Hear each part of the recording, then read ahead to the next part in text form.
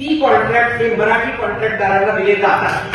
हे नुसतं आजचं बजेट हे 65,180 कोटीचं आहे. त्याच्या आधीचं बजेट हे 4 बजेट असते. कुणीतरी मराठी माणसांना विचारलं पाहिजे की किती कॉन्ट्रॅक्ट हे मराठी कॉन्ट्रॅक्टदारांना दिले जातात.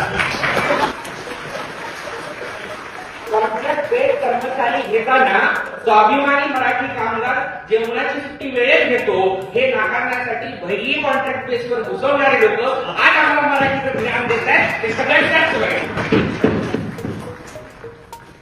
2019 साली माननीय उद्धव ठाकरे साहेब मुख्यमंत्री होते. त्या काळामध्ये वंचित बहुजन आघाडीने त्या शिक्षण धोरणाच्या विरोधात काही सूचना केल्या होत्या.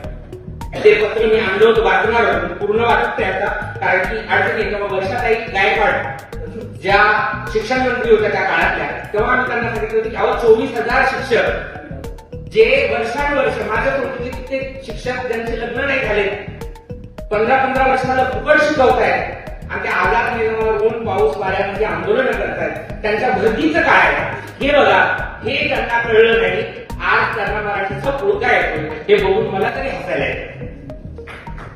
भाजप 7 लाख मग मी त्यांच्याकडे जायचं नाही म्हणून नागनाथाकडे बसून द्यायचे का?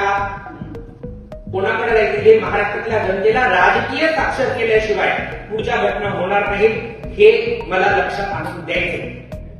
फक्त यांनी केलं म्हणून यांच्याकडे जायचं, यांनी केलं यांच्याकडे जायचं, हे कुठं होते आधी हेही सगळ्यांनी चेक करून बघितलं पाहिजे.